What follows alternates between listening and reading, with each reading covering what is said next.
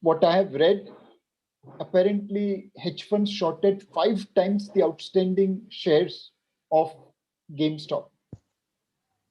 Now, if outstanding shares are 100 and you end up selling 500, you are inviting trouble. Hmm. Number Correct. two, Reddit investors or traders or speculators, they also have to remember when to get out. Yes, you have trapped a short person, great job, but at the end of the day, you need to take your profit out. What Hmm. if this company does a primary issuance and supplies 500 times or 5 times or 6 times shares? What is shorted by the people? See, the underlying value of the company is very, very small. It's because of the financial shenanigans that it is going up. If the company makes a primary issuances, this entire rise in the share price will come down dramatically. So it's a lesson for institutional investors. Don't short stock beyond a certain limit. Ensure that your position is kept secret, it's not known in the public. And it will be a lesson for Reddit users that yes, you have created a short squeeze, you have caught a hedge fund on the wrong side, but you have to take your profit out because eventually price will marry with the fundamentals. And the fundamentals of GameStop is far, far lower than what its current market price is indicating. Absolutely. Do you think something similar to that can happen in India? Of course. So all of you probably are aware about a legendary fund manager, Big Short. Uh, he Hmm. was the guy who Michael made Burry. he was the guy who made a lot of money on 2008 subprime. Now this is gossip. I don't know whether this is true or not, but apparently market circle says that one legendary fund manager came to India and looked at a real estate company and shorted it. Now he thought the price was way higher, but he didn't realize that all the stock was with the uh, let's say a large investor, large operator. Hmm. Now he was shorting on fundamental, but this operator squeezed him on the technical side, just like this hedge funds are stuck with Reddit users. If you see this particular stock, Akruti Nirman, its share price is a straight line like this, then it goes up like this and comes down like this, and then it becomes a straight line. So in India, time and again, we have seen short sellers getting squeezed and surrendering to people who have the money power, just like Reddit users. Absolutely. This will continue to happen in market across the world. For a brief period of time, Porsche became world's largest market cap company because someone was short over there and it got squeezed. Now, that doesn't make Porsche valuable company. It just shows that on technicals, markets can rise beyond fundamentals for a short period of time. Hmm. Got it. We'll take the next question. Okay, so what are the few things you wished you knew when you were starting your career in the equity markets? So I wish I had learned from someone else's experience. I wish I had met more people before I started my career. But fair enough, better late than never. I lost all my money in Harshad Mehta era. Fair enough, but that was such a small price to pay today when I look back. At the end of the day, if I have to restart my career in 1990, if I could travel back and restart my career, number one, I will read a lot. I Hmm. jumped into markets looking at prices, not looking at fundamentals. I jumped into market because my friends were making more money and I was greedy. I didn't invest it into market to make money on a long-term basis. So if I was able to travel back, I will start reading lots of investment books. I will become an investor, a disciplined investor rather than momentum trader. I will put money on a longer term basis in good quality companies rather than, kind of trade in the market and run away when I lose all capital. Absolutely. So as you said earlier, Saraswati is more important. If you have Saraswati, Lakshmi will follow. Absolutely. We'll just take the next question.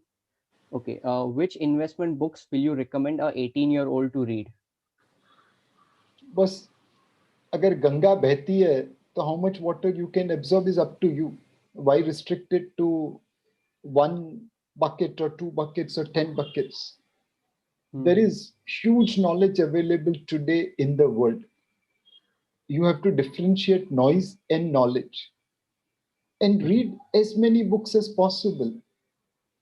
I mean, many a times I have found that even book like Ramayana and Mahabharata have lessons for investments.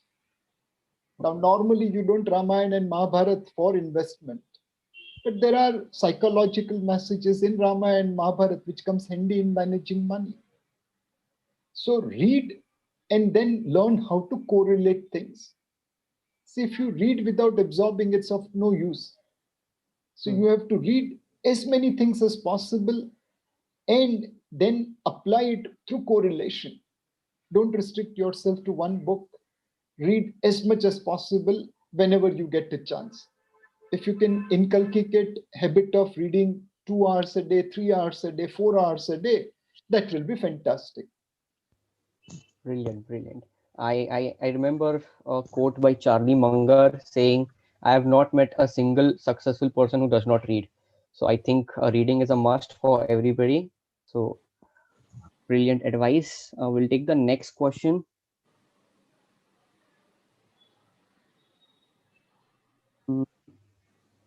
Okay. So this one is, while starting your career, you said you started your career in the 90s. So what were you doing during the infamous Harshad Mehta scam? Well, I was greedy. I used to see other people make money and I thought making money was easy. Whatever little money I had, I invested in stock market, all kachra stocks in the hindsight, obviously. But at that point of time, I was thinking that I will make so much money that I will never have to work in my life. And I lost everything.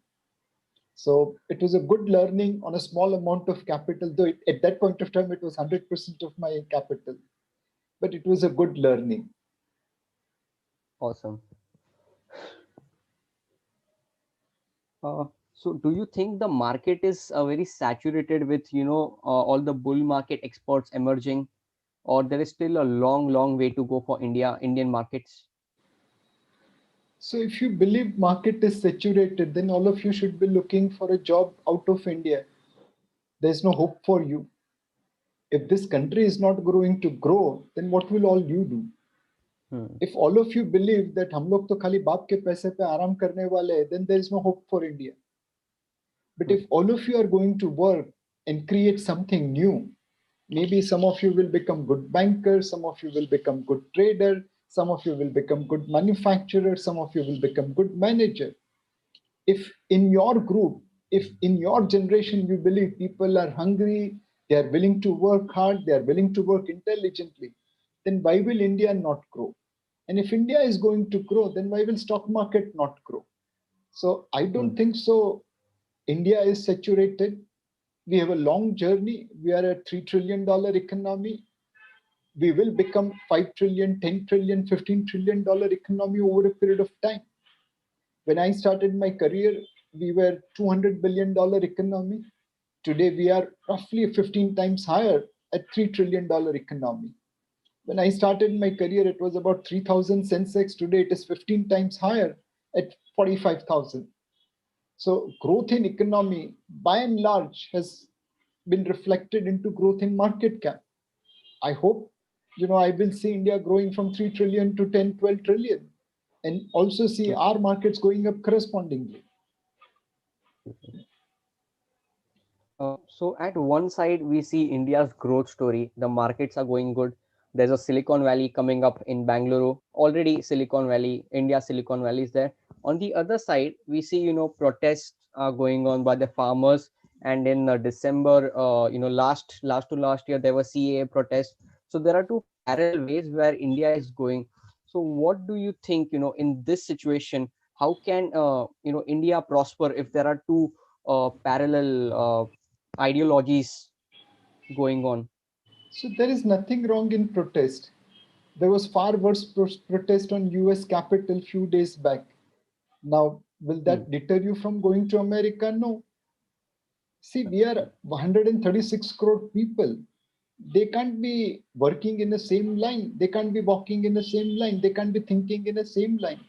We are a democracy where people will protest, where Hmm. people will, argue against each other, where there will be debate. But that doesn't stop a nation from growing. Hmm. So democracy is good. It allows team to go out. It allows open debate. It allows discussion. It creates flexibility where views will be merged for movement forward. So Hmm. don't get despaired by what media is showing. At the end of the day, how many farmers are protesting? Let's say 10 lakh farmers. That also looks like a very large number. But 10 lakh farmers, how many farmers are there in India? And what is percentage of 10 lakh?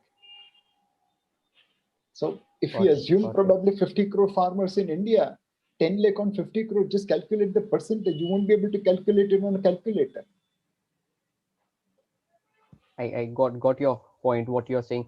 So all this which is happening is temporary and cannot dent India's growth story. Is that what we can conclude? So ultimately, it will depend upon us as a society.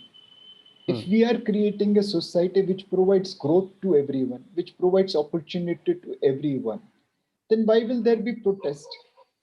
The protest will be there on an issue basis, and our democracy is mature to manage those issues. Yes, Hmm. that democracy has also created a little bit of speed breaker on our growth because we take a lot of time before we decide and move. But fair enough, that's the part and parcel of democracy. We are not like China, where if there is a protest, they'll move tanks over the people, like it happened in Tiananmen Square. But do you Hmm. want to live in a country like that? It will progress much faster. But then, if you're on the wrong side, tanks will be running on you. See, every Got country it. has their flaws and their advantages. We have our advantages, we have our flaws. If all the young students understand that limitation and start working towards improving the country, we will continue to grow. Hmm. In your college, if a professor is giving lecture, I'm sure there will be arguments. You will be asking him questions, you will be debating with him. Now that's part and parcel of growing up. So debate, disputes, protest, they are all vital signs that the democracy is functioning. Hmm. Got it. Awesome answer. We'll look for another question.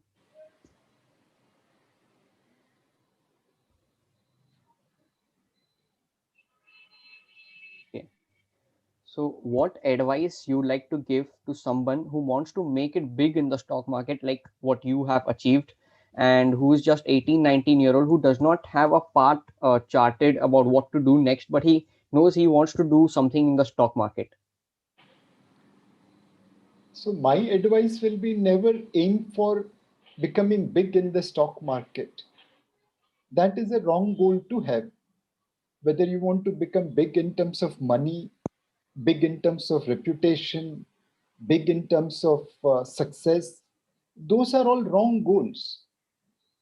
Yeah. There will be always someone who will be better than you in stock market in making money. There will be always someone who will be better in terms of you in reputation. What your aim should be that I want to be a lifelong student of the market. I will read a lot, I will apply that, and I will be a long term investor. I will make mistakes, but I'll be quick to accept my mistakes and correct it. I will not repeat my mistakes. First mistake is permitted by God, second is a crime. So if you follow with these objectives, eventually success will come. Whether it comes early, late, that depends upon your luck also. But be a student of the market, read a lot, apply those readings, make mistakes on a smaller basis and don't repeat them, and don't aim for a big goal that I want to be making a lot of money, I want to be reputed. No, be a student of the market, reputation and money will follow. Awesome, brilliant answer. So even today, are you still a student of the market? Undoubtedly, you don't realize how many times I am going wrong every day. See, it's Yeah. not that I don't have ego. All fund managers by nature are egoistic. But every time we have used our ego, we have lost heavily. We have fallen to the ground. And which is where experience has taught us that it's better to be a student of the market rather than guru of the market.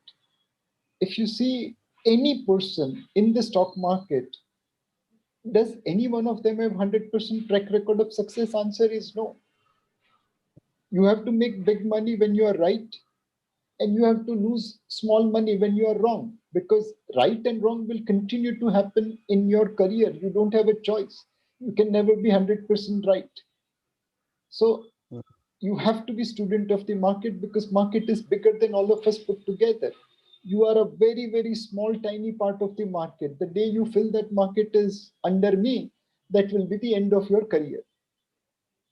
Awesome, best answer.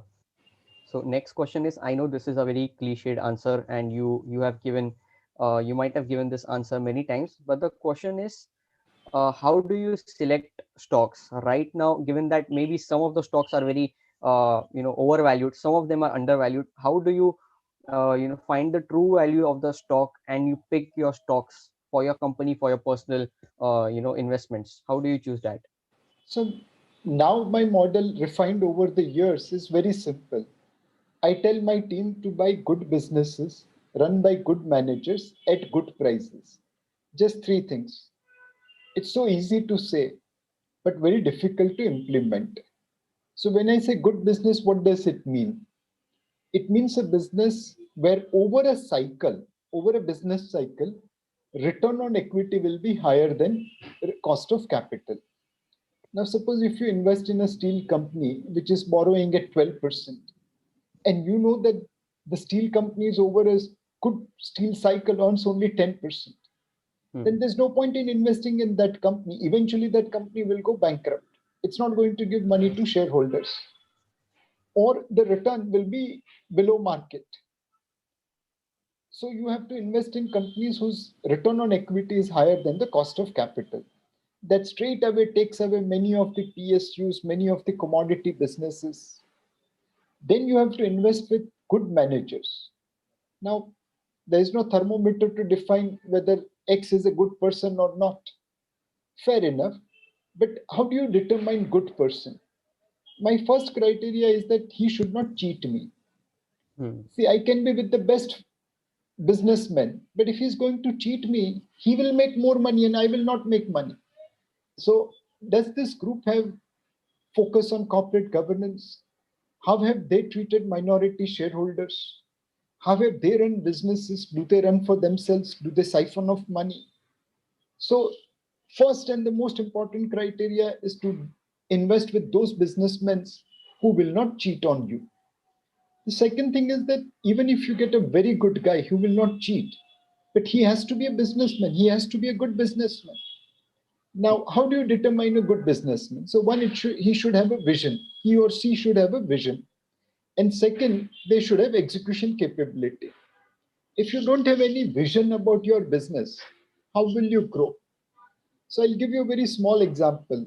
Asian Paints was a small company, and it was founded well before independence, around Second World War. So when it was expanding, the vision of the promoter was that wherever we travel in India on the railway route, at every place, we don't have to stay in a hotel. We should be able to walk into our dealer's home and stay there. Now, very, very simple logical thing that was, कोई भी railway station पे अपने को hotel उतर गए तो hotel में नहीं जाने का, अपने डीलर में जाने का. Now, the entire organization went on setting up distribution base wherever Indian Railway was growing. They became a pan-India player. The whole organization was clear that we have to have distribution in every city, every town, every place. This is the vision. Those small visions make a big difference. For example, if we look at a very successful company like, let's say, Infosys, now what was the vision of that promoters? They simply wanted to capture Y2K business initially. And from Y2K, they kept on improving one step at a time. Hmm. That is the vision which got converted into action. So you want to invest in promoters, businessmen who are dreaming big, who have audacious targets, and who are executing it well. Hmm. Then finally comes good price. What is a good price? So obviously you want to buy things cheap, but then market is not kind enough to give you things cheap. So Hmm. effectively, you have to buy things at a price where your growth expectation, your expectation of growth is higher than what market is pricing it. So mathematically Hmm. speaking, let's say today there is a company which is available at 70p. Now, why is market giving 70p? There are multiple factors into it, but if we dilute to just one factor, let's say it's assuming 25% earnings growth, and that's why 70p is given. Now, if you Hmm. believe this company will grow at 30%, then it's a buy at 70p also. If you believe this company will grow at 20% and not at 25%, which is discounted by the market, then it's not a good buy. Then wait till the market expectation comes down to 15, 18, 20%. So effectively, try to declutter everything, buy good businesses, return on equity higher than cost of capital over business cycle, good managers, no cheating with you, have good vision, have good execution capability, and a price at which your earnings growth will be higher than discounted by the market. If you follow these three things, you will make money. Awesome, awesome advice. And I must say, uh, the vision of Mr. Champaklal Choksi while starting Asian Paints, even after 60 years, Asian Paints is not stopping. I read this while before going during the COVID time in the lockdown, they had a market share of 55%. And now after COVID, their market share is 60%. So even during tough times, they are not stopping. So Asian Paints is an excellent example of wealth creators for its minority shareholders especially. We'll take another question.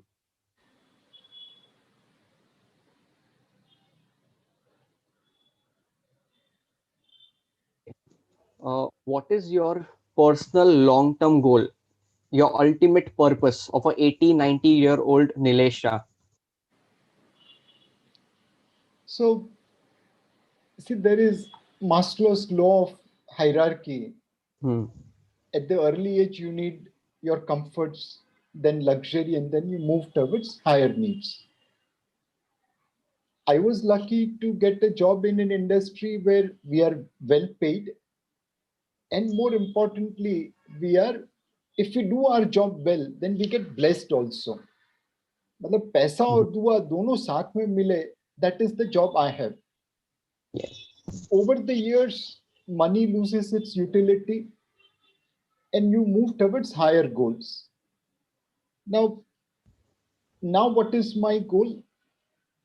I want to help my country set economic policies which are good for us. Hmm. Many a times I have seen that our policies are influenced by Western world, and Yes. those policies are good for them, not necessarily good for us. So, for example, I'm a very vocal activist about gold, and I have a Hmm. dual role. When gold prices were $1450, as a fund manager, I pushed my gold ETF to investors saying that please invest here, you will make money. That's Nilesh Shah's role as a mutual fund CEO, as a fund manager. He has to make money for his client. Hmm. But same Nilesh Shah goes all out in saying that we must ensure that India doesn't import gold. Hmm. In last 21 years, we have imported $373 billion of gold. Wow. We don't produce 1 gram of gold in India. We don't mine anything in India. Everything is imported from abroad. Now, you know, there is gold smuggling. Yes. Haji Mastan is dead, but there are other Mastans. We know that in Middle East, when people come, they just wear jewelry and bring it home. They don't pay Hmm. tax on it. Between smuggling and travelers returning with jewelry, Indians have lost $500 billion in import of gold. Okay. As per World Gold Council, Indians have 25,000 tons of gold valued at about $2 trillion. Yes. I'm saying that the data suggests that in last 21 years, we have imported $500 billion of gold. Market value of that is already 1 trillion plus. So whichever way you look, Indians are spending disproportionate savings on import of gold. Gold. This gold remains in our tijori. Most of it is in black economy. It doesn't produce any dividend. It doesn't give any interest, and it doesn't benefit our economy. This savings is one of the reasons why India has remained poor. If Hmm. this $2 trillion of savings, let's say for a second, was invested into financial products like bank deposits, mutual funds, insurance policies, we would have in turn given this monies to Tata's, Birla's, Ambani's, Adani's. They would have in turn developed factories, services, large companies. They would have created growth. They would have created employment. This $2 trillion of gold has deprived India of schools, colleges, hospitals, roads, ports, electricity, airports. Imagine with $2 trillion what we could have done. Hmm. Now, as Indian, as a concerned citizen, as someone from financial market, it is my job to go and tell everyone that when you're importing gold, you are not only destroying, your own wealth, but also your country's future. Now, how do we educate people, empower people that you have enough gold already? And maybe gold prices are high because we are buying. The day we come to sell, we will realize what is the value of gold. So, as a concerned citizen, as a financial market participants, I would like to convince my policymakers how to deepen our market, how to follow policies which will suit our requirement, which will help India grow faster, which will help India become 5 trillion, $10 trillion economy earlier rather than later. Love the answer. Love the lucid explanation. So now my next question is, you are talking about policymakers, and we have very important policymaker coming on 1st February, coming with the budget. So what are your expectations from the budget, and what should be done to, help India's recovery? So, what should budget be doing? It should aim for sky. It should lay the foundation so that India grows in double digit beyond FY22. Hmm. FY22, because of lower base, we will grow in double digit. But I want India to grow double digit in 23 and 24 and 25 and beyond. And for that, you have to lay foundation today. So what do you have to do? You have to raise resources, because unless until we spend money, we can't create growth. But to spend money, you can't be mortgaging my kids' future. You have to generate resources without raising taxes, without borrowing. At 43% income tax rate, there's no point in raising tax. It's already high. And higher taxes only results into black economy. It doesn't result into higher tax collection. So raise resources, but don't raise taxes. COVID-19 has hurt many industry, retailing, hotel, tourism, travel. All these industries need support. Small and medium businesses are suffering. Provide them support with the money which you have raised from resource raising, and maintain a path of fiscal prudence. All over the world, countries are spending money out of trouble. They are spending more money than they are earning by borrowing, and hence their fiscal deficit is high. We are the only country which is likely to reduce fiscal deficit if it thinks innovatively. If we do this, raise resources without raising taxes, spend money to support needy sectors of economy, and maintain path of fiscal prudence, we will be oasis in this global desert. Wherever investor looks, they will find higher fiscal deficit, higher spending. In India, they will find lower fiscal deficit, higher spending. That will differentiate us vis-a-vis rest of the world. That will create foundation for double-digit growth beyond FY22. Awesome. So our finance minister has promised that this is the most important budget India will see. So let us just hope this happens. Now, speaking about innovation, which you mentioned, what do you feel is the outlook of the renewable sector in India? Since India is expected to be the hub of renewable energy by 2030, 2040. So, what is your outlook on that sector? So, if you look at Middle East, it prospered because of oil, Hmm. and oil is our biggest nemesis. We have to spend about $75 billion a year for import of oil. Hmm. Now, that's a fairly large outflow. Now, how can we stop spending that money? Well, that's only possible if we reduce the dependence on oil and gas. How do we do that? Well, we have plenty of sunshine, so solar energy. We have many rivers, so hydel energy. We have plenty of places where wind blows, so wind energy. And we also have nuclear capability. So, can we focus on renewable energy to reduce the $75 billion outflow year on year? Answer is undoubtedly yes. We have abundant wind energy, hydel energy, solar energy, and nuclear energy available. Unfortunately, for first 70 years of our history, post independence, we didn't focus on renewable energy as much as we should have focused. Better late than never. Now we are adding renewable energy with Katso, and the future of renewable energy looks very good as battery technology develops. Sun doesn't shine during night time when there is peak power consumption. So we need to store electricity. Wind does not flow in the same fashion throughout the day and night. So we need to store wind energy. Hydel power obviously is controlled and you can run it as per your requirement. But there will be periods, especially in the summertime, when hydel energy could be impacted because of water flow, because of river flow. Hmm. So you need storage of battery, storage of power in battery, and that technology is developing, and which is why the future of renewable energy continues to look brighter and brighter. Got it. Awesome.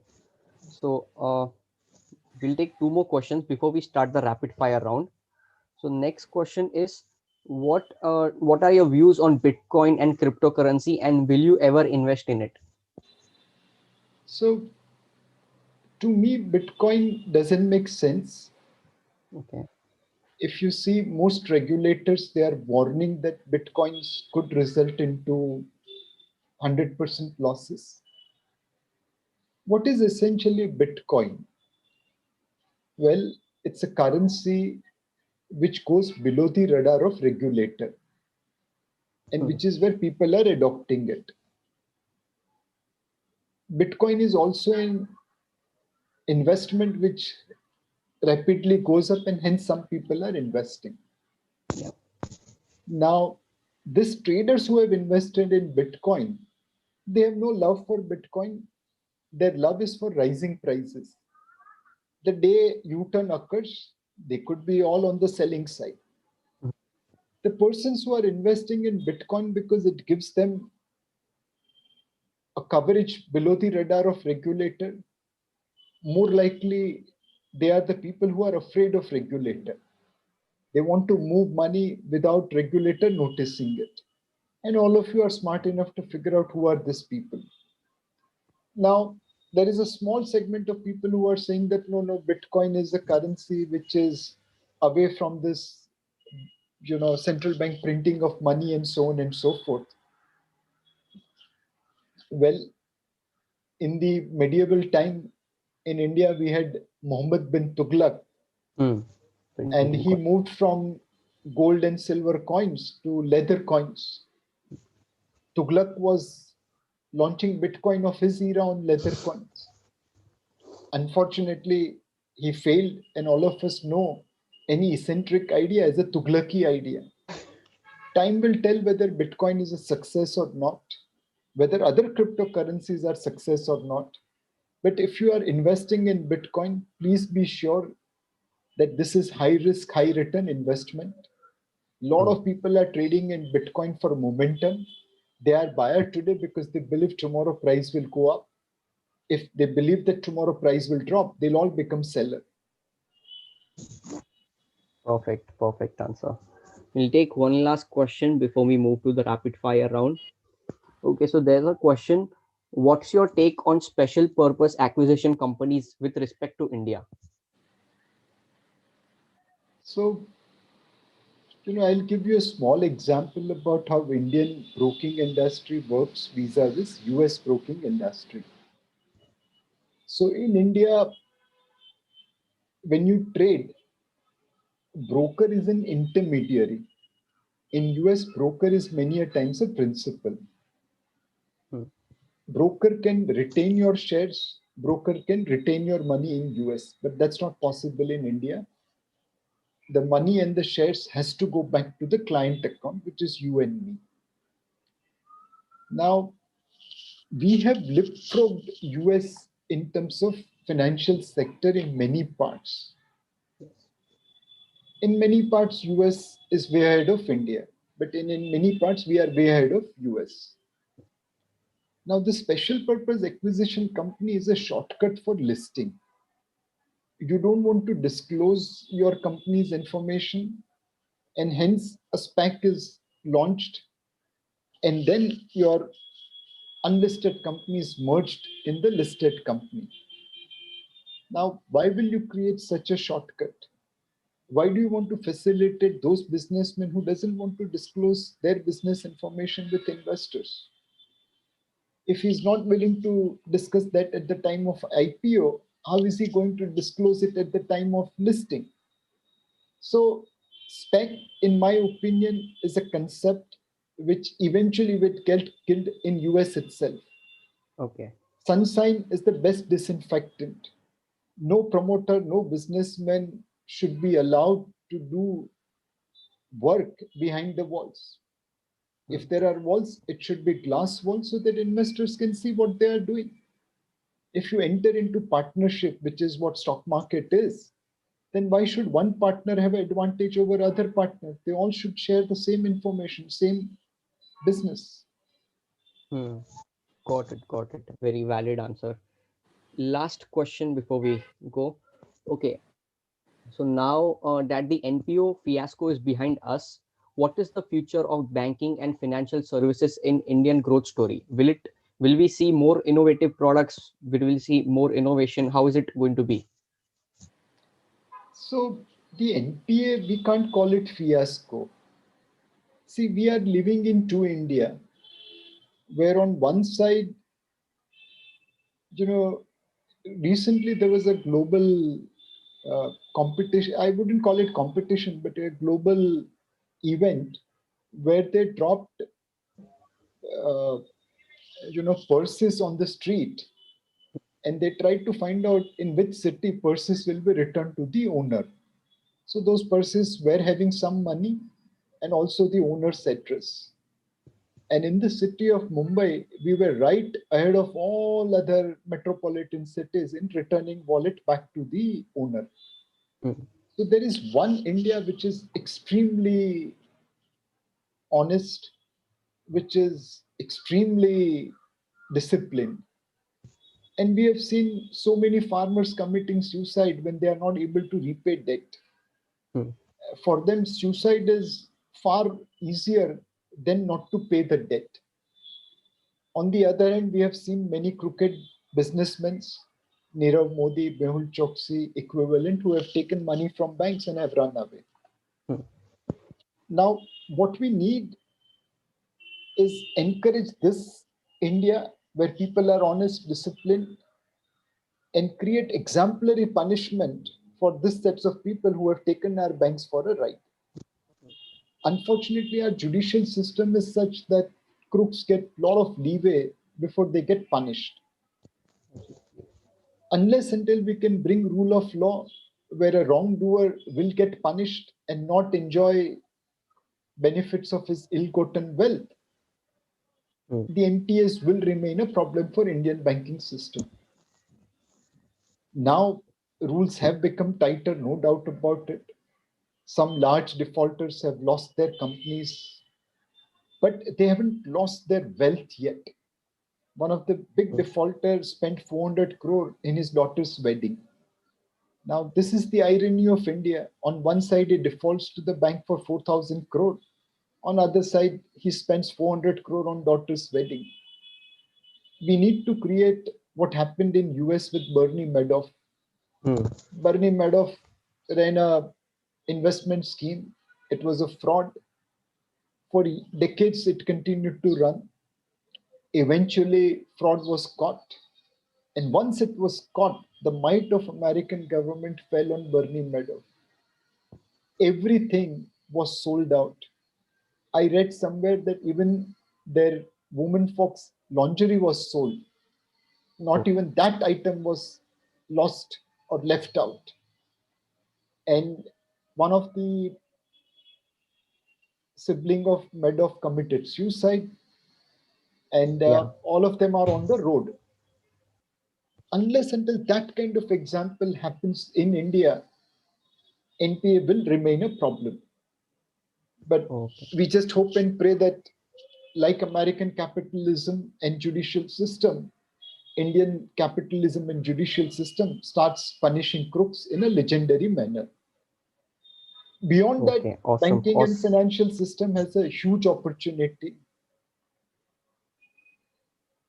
The banks today are intermediaries between lenders and borrowers, having disproportionate cost and disproportionate margin. The fintechs will come and reduce that inefficiency, reduce their margin, and also lower the cost. So, banking and financial services has many disruptions coming in the years to come. Fintechs will change the way banking happens. And as someone mentioned, 3 decades down the line, there will be banking for sure. But whether there will be any bank or not, I'm not sure. Hmm. Okay. But are the banks like HDFC, Kotak Mahindra too big to grow now, or there is still scope for growth? See, between HDFC, Kotak, and all the other private banks, they are about 25% of India's banking system. Hmm. 75% is still with PSUs, with cooperatives. Now, will cooperatives and PSUs change? Answer is yes. Over a period of time, 75% will be with private sector banks and 25% will be with public sector banks. So there is growth from a market share point of view. Hmm. Second, there will be growth from a growth point of view. Your economy is going to grow at, let's say, 10% nominal. The banking and financial services will grow at 12, 13% nominal. Hmm. So on your base, if you don't do anything, you will grow 10, 12%. And if you do well, you will grab market share. So can HDFC, Kotak, or other private sector banks aim to grow at 20, 25% a year? It's possible. It's going to happen. But their competition is not PSU banks. Their competition is fintechs. Will the Yeah. fintechs allow these banks to grow? Hmm. Awesome. Awesome answers. So I think we can start with the rapid fire session now. So in this, you have to say the first thing which comes to your mind when I say the following things, following words. India, Growth, Narendra Modi, decisive leadership, Kotak Mahindra, honesty, stock market. way to make money, Okay. Harshad Mehta. the big bull, Okay. Rakesh Jhunjhunwala, ace investor, Radhakishan Damani, Great human being, the most humble human being I have met. Okay, amazing. So now you have to choose either this or that. Choose between time in the market or timing the market. Time in the market always. Okay. Fundamental analysis or technical analysis. Fundamental analysis always. Okay. Warren Buffett or Bill Ackman. Don't stop with either of them. Go far beyond. If you have Buffett, get Munger also. If you have Bill Ackman, get someone else also. Okay. But if you had to choose one foreign investor, who would you choose as your mentor or your partner or your friend? Again, I will not restrict myself to one guy. One guy does not have monopoly on ideas, thoughts. It's always amalgamation of many thoughts, many ideas. Why should you restrict yourself to one source when you have multiple choices? Okay. Awesome. Okay. Which was worse, the 2008 crisis or 2020 crisis? 2008 was far worse. 2020 was a cakewalk. Okay. So I know you like cricket as well. So if you had to choose between the capital markets, the stock market, or cricket, what would you choose? Well, I have no option but to choose capital market because I can't be a good cricketer. I can only be a good watcher. Okay. Okay. So now you have to answer in one word or one sentence maximum. Your favorite book. My favorite book is Mahabharat. Mahabharat. Okay.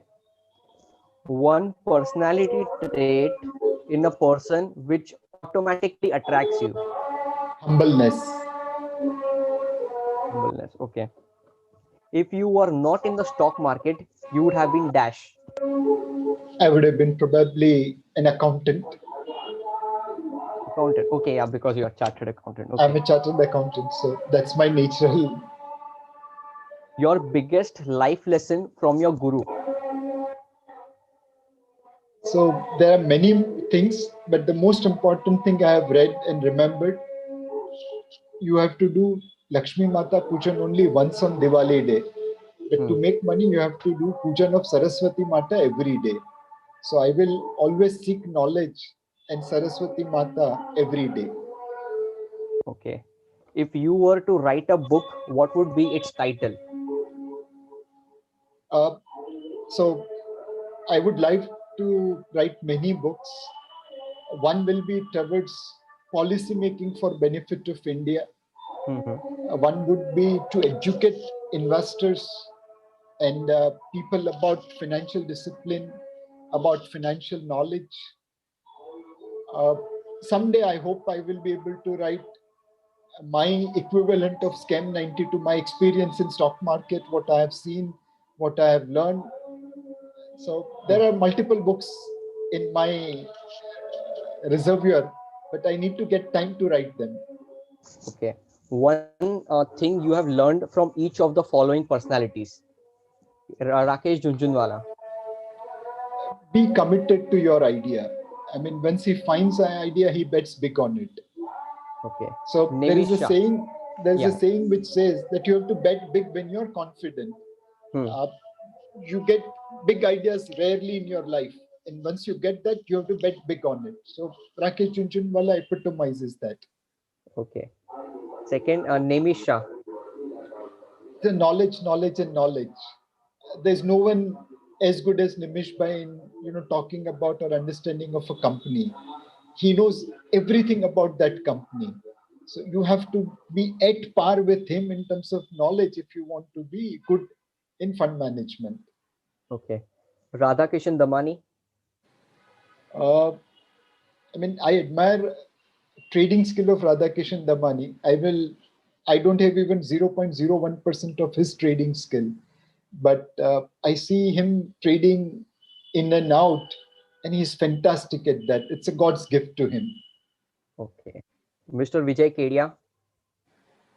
I mean, now I admire his singing. The way he sings is unbelievable. I mean, see, Yes. there will be many investors, but neither Rakesh Bhai nor Nimesh Bhai nor Radhakishan Damani can sing like Vijay Kedia.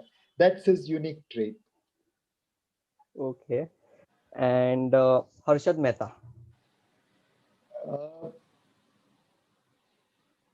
I mean, when you watch Scam 92, you have sympathy for him. And to me, he represents the need for discipline. When you are doing business or when you are doing a job, there's something which is called compliance with law. And then there's something which is called compliance by ethics.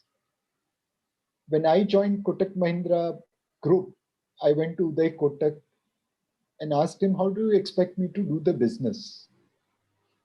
So he said, Nilesh, in life there are 4 quotients.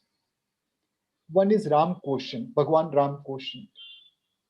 So if you see entire Ramayana, Ram is Maryada Purushottam.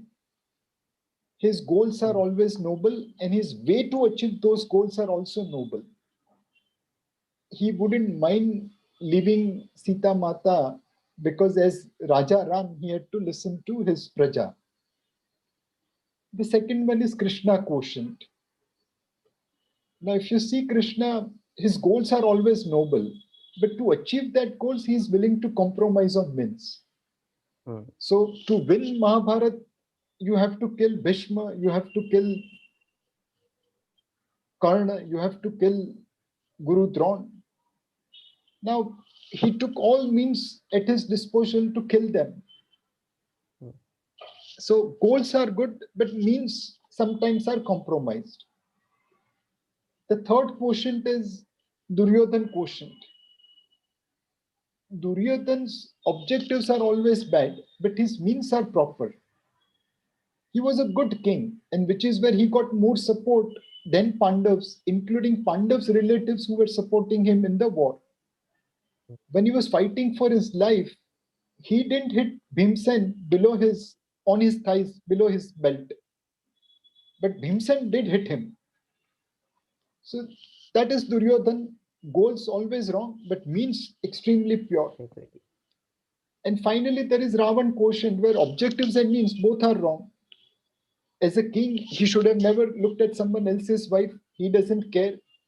And he has no shame in going in disguise and kidnapping Sita Mata. So Mr. Kotak told me that, Nilesh, I want you to be in Ram quotient for most of the time. But we are in Kalyug, we are in business. So sometimes if you move into Krishna quotient, it is fine.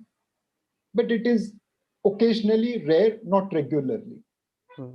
I never ever want you to venture into Duryodhan quotient or into Ravan quotient. Try to be like Ram, where your goals are fine, your means to achieve them are fine. Occasionally, to achieve noble goals, if you have to compromise on your means, so be it. If you look at Harshad Mehta, he was probably like somewhere between Duryodhan and Krishna. If he was between Ram and Krishna, we would not have seen Scam 92 the way we are seeing. Yes, perfect. I think this is a brilliant piece of advice by Mr. Kotak, and everybody should follow it in this meet. Okay, so if you have 2 hours to spend and you can bring 5 people to have a conversation with, dead or alive or from any other country, investor, political leader, musician, anybody, you have 2 hours to converse with them. Who would you bring? Who are the 5 people? So I will bring my wife, my 2 daughters, my dog, and my friend. See, at the end of the day, you want to spend time with your family. I mean, I have great respect for many spiritual, political leaders, but at the end of the day, I want to spend time with my family, not with them. Family is far more important than everything else. That is a very lovely answer. So before closing, one piece of advice you like to give everybody attending this session. So you are all young people. You don't have to carry baggage like we carried. I still remember when I started my career, and a foreigner used to come, we used to bow with respect and hear them whatever they say. Giving respect is fine, but agreeing to whatever they are saying is not right. But we were carrying that inferiority complex, we were carrying that baggage. Over time, we learned that look, we are as good as them or better than them. There's no reason to be ashamed of being an Indian, ashamed of being, coming from an emerging market country. I want all of you to grow without baggage. Don't carry burden. Treat everything on merit. Live life in Ram quotient, in Krishna quotient. Avoid Duryodhan quotient, avoid Ravan quotient. But live life without past baggage, past burden. All of you are capable people. You have come in an era where massive disruptions are happening. Work for a noble goal, and means will follow. That's a lovely answer and an amazing, amazing session. We all came expecting investing lessons, but we are leaving the session with life lessons, which will make us a better investor as well as a better person in life. Thank you so much, Nilesh sir, for joining us today for this very insightful session. Thank you so much once again. Thank you. All the best. Thank you so much, sir. Thank you so much for joining us for this wonderful, wonderful session. Before ending, we would like to thank our title sponsor, Select by Finology. Select by Finology helps you in selecting the right demat account and trading account, and selecting the right broker. And our co-sponsor, VAM Community, and our media and broadcasting sponsor, the Representative Media. Thank you everybody for joining us for this very insightful talk. Next up, we have a workshop on personal finance and stock market. So I hope everybody will be tuned in for the really insightful workshop which we have in place. Thank you so much once again for joining us.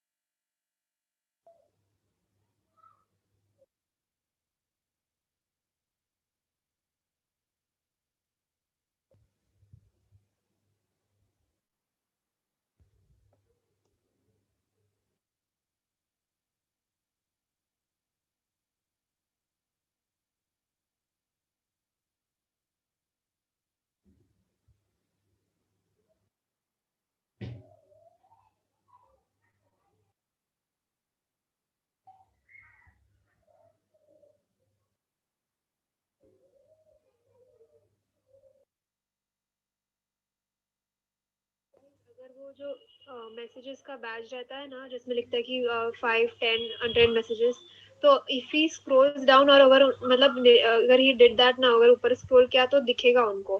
That's why अगर वो option ही नहीं दिखेगा कि इतने सारे 100 messages है, then he won't scroll ऊपर. सो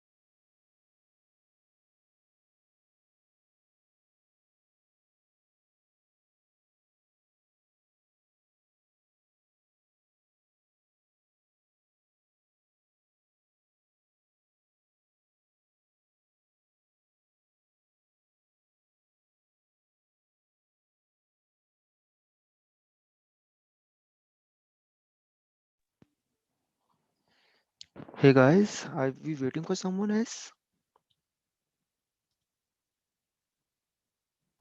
So we'll upload the PPT in a minute and then we can start. Sorry for inconvenience.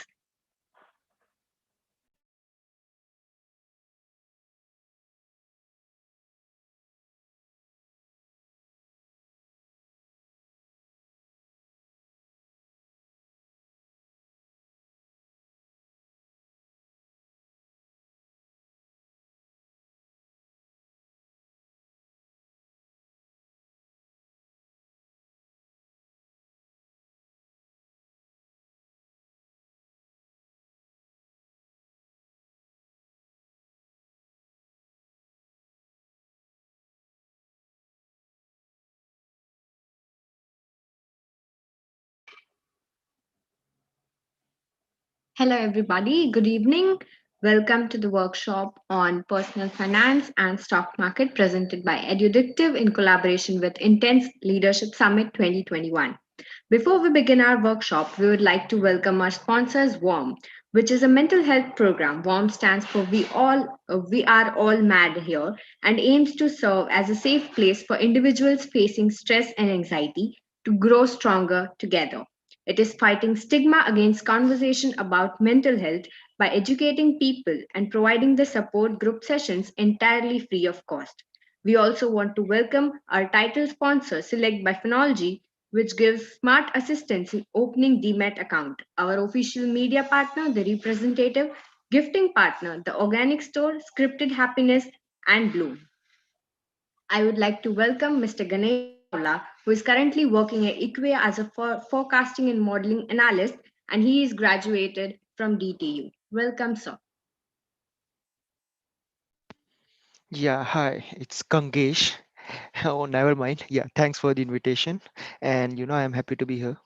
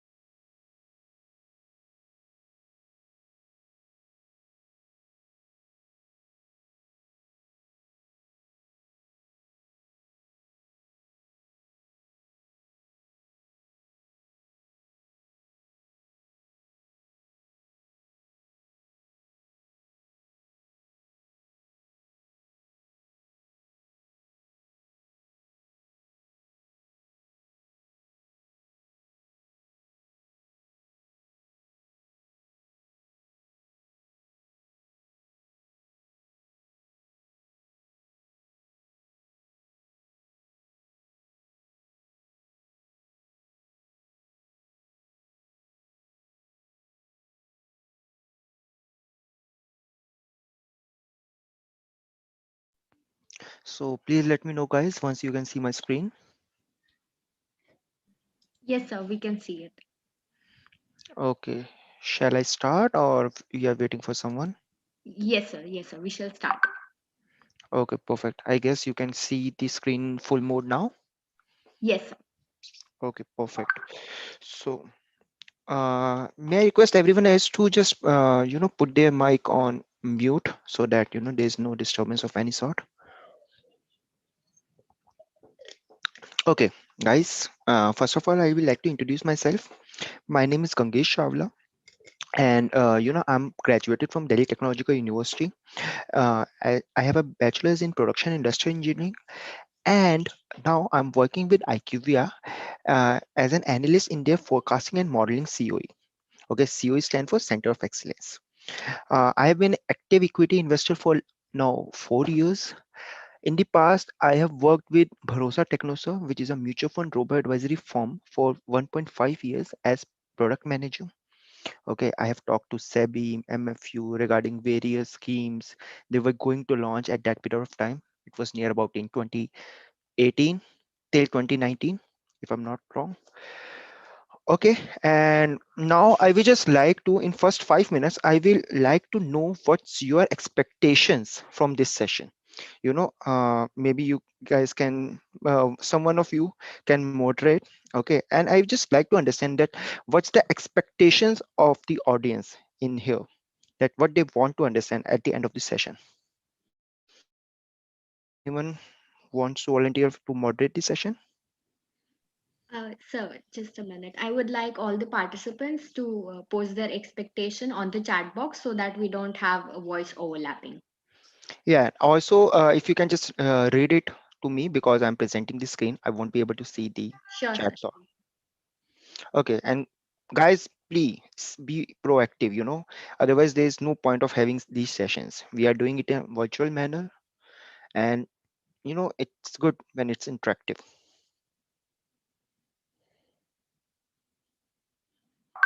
So, we have certain questions popping up. I shall read it to you. Yes. Okay. So, the question is why personal finance is important? From where should we start our financial career in insurance or investment? They want to know more about basics of finance and what is the minimum amount to start for, Mm. and why stock market is discussed so much these days, and why financial modeling is important. Is it as important as it's hyped about? And many of them wants to learn about managing personal portfolio and getting some insights from this session. Okay, that's good. That's the basic thing that they should have in mind before this session. It's good that we have informed audience who knows. And just to be clear, we are having 55 participants right now. Okay, perfect. So we have good number of audience as well. Okay, so what I will do, I have just prepared a slide deck of 5 slides. I will start the presentation. We'll try to make sure that most of the questions are answered during my presentation only. If after that, that question is still left, I will ask moderator to give me that question one by one, and I will answer all of them. The timeline which I am expecting for this session is within next 40 minutes I will conclude my presentation. In next 10 minutes I will answer the questions which will be thrown at me by the moderator, which you guys can ask in the chat section while I'm presenting it. And in next 10 minutes or 20 minutes I will open the forum for all of you so that we can have a discussion, and why avoiding voice overlap, obviously. Okay, perfect. So, as I have given you my introduction, okay, so you have a basic knowledge that I have technical skills, as well as I have worked in industry for quite bit some time period. Okay, so my experience is not only based out of finance, but also technical knowledge. Okay, so just keep that in your mind that in finance, there's nothing like only finance now. It's all about fintech, as the term is now growing, which comprises of finance plus technology. So to just set up baseline kind of thing, always remember, if you want to excel, it's not about finance anymore. It's about finance plus technology. Technology can be anything. I have worked for all AI ML products, then I have worked for integration of back end, front end, software development, and all that kind of stuff. Be it anything, but it should be collaborative with technology if you want to survive in this space for next 20-30 years. On that note, I would like to start my presentation. I hope my voice is clear, so as to check it once. Yes, sir. Okay, perfect. So the agenda for this presentation will be the art of saving, bridging saving to investment, the art of choosing investment vehicles, how to analyze your investments from a technical and fundamental point of view, and then the eighth one, the compounding effect, and how to make sure that you are understanding its meaning in day-to-day life. Okay, perfect. So the first thing is, I guess you can see the whole screen and not the pop-up at the top. Can you read the heading? Just want to confirm. Yes, sir. Okay, perfect. So the heading says the art of saving and saving to investment, the bridging thing. So I have combined the first two agendas into one slide. These are 7 cures for a lean purse by my favorite book, and it goes by the name of the richest man in Babylon. Okay, it is by George S. Clason. Okay, it's like the first starting point from where you should start your financial understanding, your portfolio management, anything related to finance. Even if you want to make a career in finance, let's say merger and acquisition, M&A, or investment banking, anything, be it anything.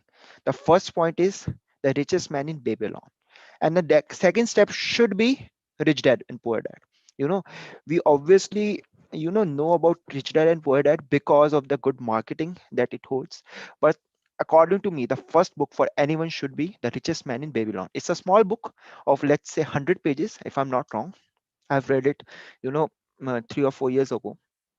So I will just start explaining all these 7 principles, and this will make sure that you have a perfect understanding. And I'm very sure about my words, and that goes by a perfect understanding for your personal finance. Okay, so these are the exact words from the book. I have not changed the English. Okay, so when you will read, this will be the language you will reading in that book. Start diapers to fattening, what it means. Okay, and I will just give you a perspective from this book, Richest Man in Babylon, and will connect it to Rich Dad Poor Dad. Okay, because these are the two best books. The English, how they explain things can be different, but underlying assumptions are same. Okay, so the first thing, start diapers to fattening. In Rich Dad Poor Dad, same thing has been said in the form that pay yourself first. Okay, what it actually means, you all are in your undergrad, and after your undergrad, or you will probably go into industry, or you will go in for doing your masters. But ultimately, even after your masters, you will be going into industry. Okay, be it teaching, be it corporate, be it anything. It will be, your position will be such that you are earning something. So how you should divide that earning under the headers of expenses, investments, savings, and all. Okay, it's all about personal finance. And for that thing, you should make sure that what you do with your income is, you should pay yourself first. In this sense, you should first keep a portion aside for your investment. What kind of investment or what it is, we'll come back to later in the session. But first, you should pay yourself in investment form, and then pay your bills, your renters, your things you want to enjoy, as in luxuries and all that kind of stuff. Okay. The second point goes by control your expenses or expenditures. So what it means is, first, when you have done your saving and all, then whatever amount is left with you, let's say you earn 100 rupees. Out of that, you say, let's say I will gonna save 40. You are left with 60. You have to make sure that your expenditures, okay, they are in, they are talking to that 60%. It, your expenditure should not talk to the 100 you are earning, but to the 60 which you are giving to for your expenditure, and not to the 40 which you are saving. Okay, then there is a thing that make thy gold multiply. Then the thing is, what you should concentrate on, that the 40 which you have saved earlier, they should multiply. Like that 40 should not sit ideal. There is a huge saying in Rich Dad Poor Dad that I don't work for money, my money work for me.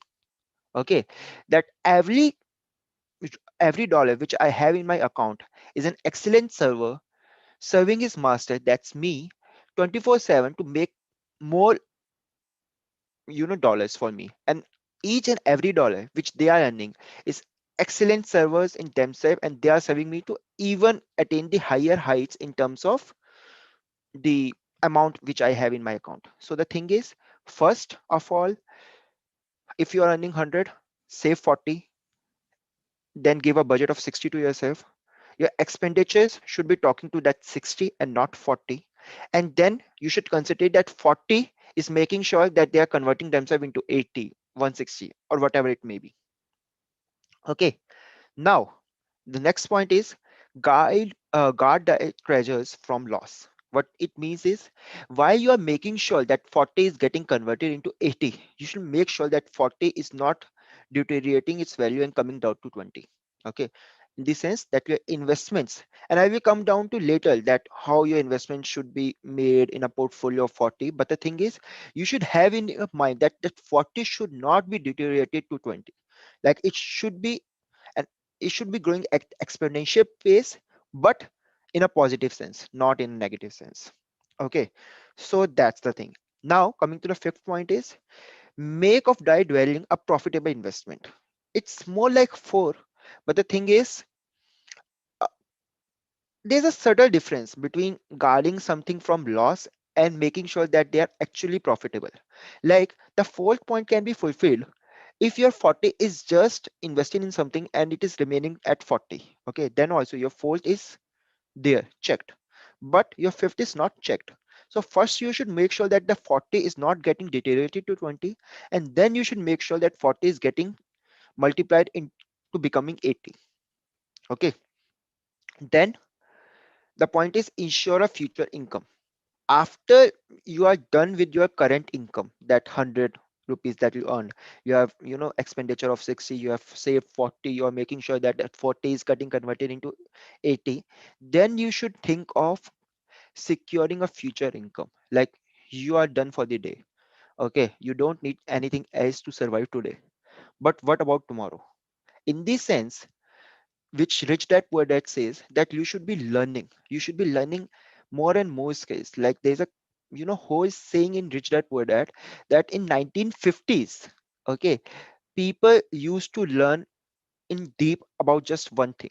Like they want to become an expert. But you know after technological revolution, people are not there to become expert in one thing because of the fact that Google is there. You want to get deep knowledge of something, just Google it, and you will get the deepest knowledge of that theory part within hours. But the thing is, you should know more and more about different things and how it is related to today. We can say because of the fact that finance is not finance anymore. It's finance plus technology. So what I'm trying to do is this book. This has been written like hundreds of years ago, Richest Man in Babylon. I'm connecting it to Rich Dad Poor Dad, which was written in 1996, the first part. And that book, how these two books are really relevant to today as well. I'm giving you that perspective as well. So just try to relate, because we all say that these principles are, you far away from what we are facing today, but it's not true. So what we want to say by 6 point is ensure a future income, in the sense that you are learning new technologies, new ways of earning income every day. You shouldn't be stable. Like this is my top point. I don't want to go beyond it. Okay, because finance is not finance anymore. You have learned one technology, go to other, go to third one, go to fourth one. It's not about technology. You're not in a mood of learning technology, go learn law, learn accounting if you know finance. Okay, and these are two different things. Accounting and financing, they're two different things, as you must know by now that these are two different streams. So even if you are very good with finance, you should go for other things. It may be law, it may be accounting, it may be economics, it may be anything, it may be technology. But I'm telling you that in the coming years technology will be on boom, as it have been for last 20 years, and the trends are showing that the person on the top will know finance plus technology and a little bit of law as well. Okay, and increase your ability to learn. Okay, by ensuring that you are having your future income. Let's say, then I will again give you an example. You have earned rupees 100, you are making sure you are saving 40, and your expenditure is talking to the 60 leftover part. You are making sure that 40 is getting converted into 80. Again, you have make sure that tomorrow as well you will gonna earn rupees 100. Just don't stay over there. You should learn how. If you are learning earning 100 rupees today, you have make sure that you will earn 100 rupees tomorrow. But is there any possible day that you will be earning rupees 150 or 200 tomorrow? Like for sure that you will be earning 100 by the time you check your point 6. So these are 7 things by which, and again, if you earn rupees 200, go back to step 1, and let's say you have saved 40 out of 100. Now save not 80, but let's say 100 out of that 200, because your expenditure should not increase in tandem to your earnings. Okay, as long as you are making sure that you are all following these 6 or 7 points, you should have that saving or investment portfolio growing at a rapid pace than your expenditure portfolio. Your expenditure portfolio should never, you know, go above an extent where it's anywhere near to your earning. That's the thing. Okay. Any doubt till here, like regarding this slide? Anything? I will request moderator, if there's anything urgent that anyone wants to know, then please let me. One person from our audience wants to know the fifth point. She wants you to elaborate on fifth point. Okay, I have next slide on that. Okay, the art of choosing vehicles and analyzing investments. Okay, so I will explain that point in there. Okay, apart from that, anything, because I have a separate slide on this, like just for this thing. No, sir, that's it. You can go ahead. Okay, perfect. Thanks a lot. So now coming to the second point, and it's like the art of choosing vehicles and analyzing investments. Now, the three bucket rule I have learned from various literatures. There's no one specific book from where I acquired this knowledge. But the thing is, you can say it's all about my personal experience when I used to manage my own expenses during college. In college itself, my parents just give me one time fee which I used to deposit for my college fees. Like I was doing engineering, so the fees was hefty, even though it was tier one, engineering college. But engineering fees can be quite hectic at times. So I just used to take engineering fees from my parents, and for the rest of the year, all my expenses, I take care of them by myself. Okay, so I follow this three bucket rule, which in a sense I have devised for myself. Okay, by reading a lot of literature. Obviously the basics of this rule are from books only, lectures from Warren Buffett, Charlie Munger, or anyone on the top. But the thing is, I have devised this rule for myself, and the rule goes by everything. Okay, within that 40 wala bucket which you have saved for your investments, I divide it into three parts. First is liquidity investment, second is passive investment. uh, I guess someone is making, you know please guys, just make sure that you are not creating any trouble for me, because it's really difficult to concentrate during virtual setup. Okay, so whomsoever is pointed to yellow line, please just ignore it. Okay, so the rule goes by that whatever 40 bucks which I save, I divide it into three buckets: liquidity, passive, and active. Okay, and here you will get an experience how I make sure that the fifth point is checked in my bucket. Someone was asking me that. So the thing is, for 40, I divide it into usually three buckets, and the percentage which I'm saying works best for me. You have to have a percentage that works best for you. Okay, we all have different kind of expenditures. We all have different kind of income statements. Okay, so the thing is, these percentages can differ for an individual, but the basic rules should remain same. And the thing is, liquidity is, I make sure that liquidity investment is above inflation. Like they are not in 2020, but prior to that, let's say till 2019. If you are saving something in your saving account, so you can withdraw it at any given point of time, and you will still earn 3 to 4% on it. I know that in India inflation is much bigger than that, like 5% near about, if you take the actual inflation kind of a thing, even 6-7% in certain regions. But the thing is, I make sure that that liquid investment is there to help me with my sudden expenses. you know for example, if I want to go on a trip, okay, I don't touch my passive or active investment. I just touch my liquid investment. If that liquid investment is enough for me to go on that trip, I will go on that trip, otherwise I won't. That's a simple thing. And then again, if that investment is not enough, I think, and I think a lot, how can I earn more so that my liquid investment is enough for me so that I can go on that trip. Okay. And I have been on many trips during my college years, but all of those trips were from this liquid investment part only.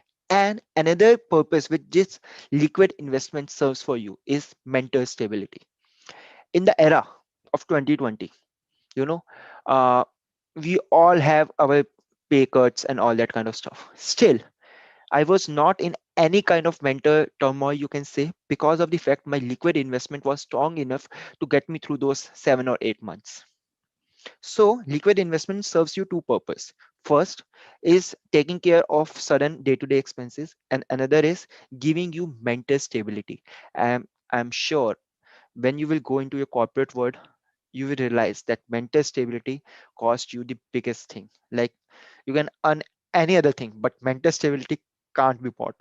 You have to, give yourself time, understand yourself as a person, and then only you can have mental stability in terms of your finances. So liquid investment serves those two purpose.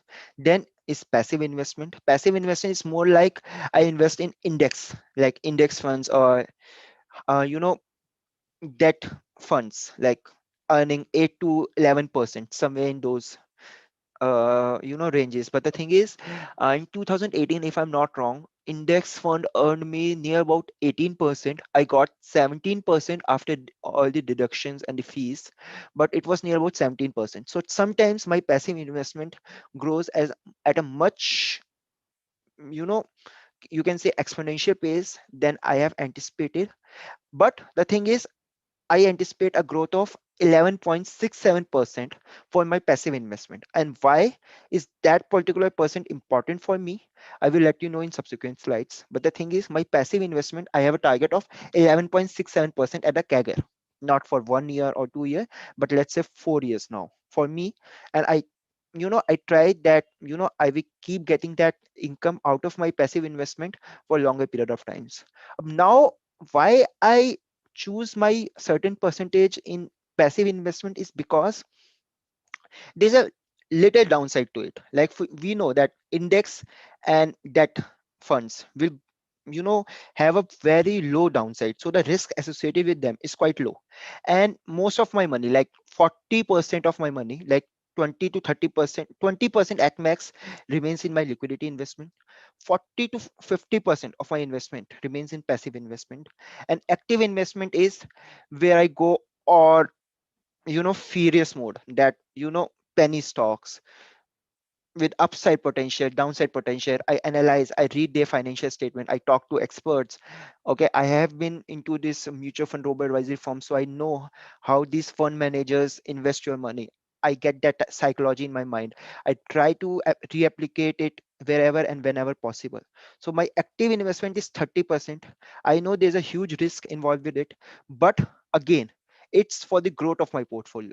Okay, they are making sure that the 40 column is getting converted not to 80 but to 160 within the same time period, so that my complete portfolio is growing from 40 to 160 by just investing 20 or 20, not even 20, 15. I want to convert it into 150, and I know there's a huge risk because the reward is so high, but only 15 out of those 40 is getting invested in this active investment.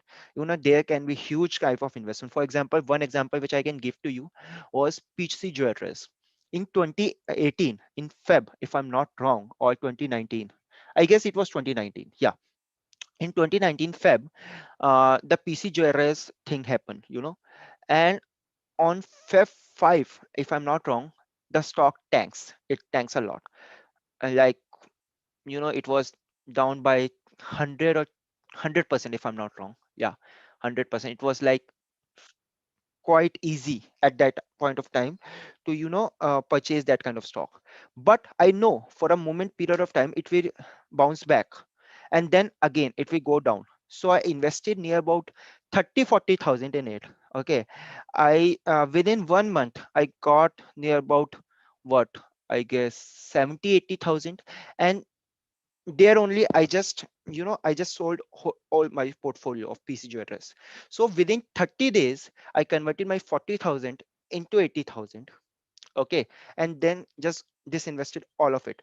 And within 2 months after that, that 40,000 came down to, if I said invested in that stock for, let's say, 3 or 4 minutes, 4 months, it should have been down by, let's say, 60%, if I'm not wrong, because I analyzed it.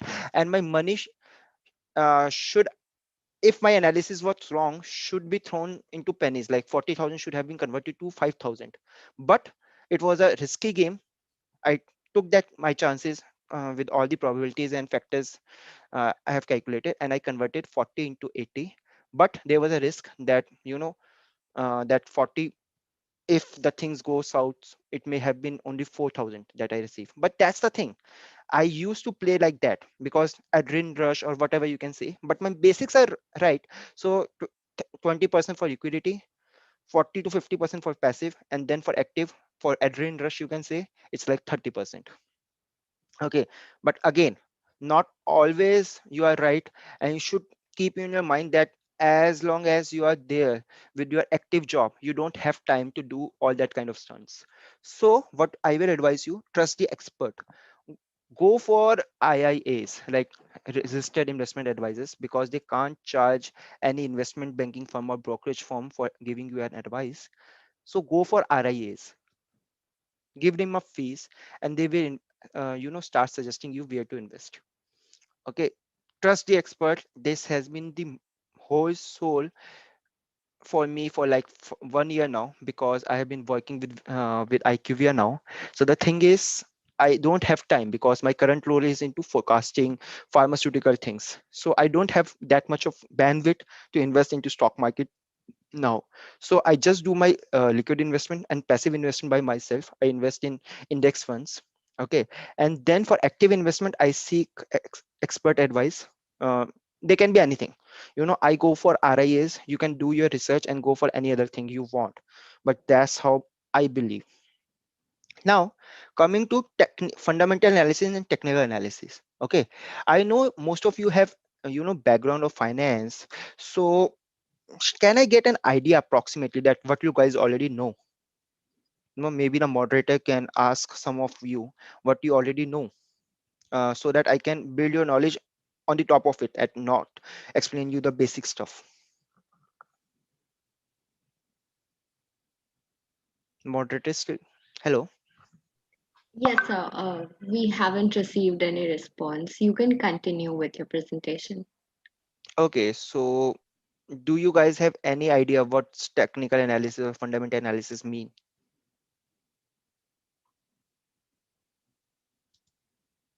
Come on, guys.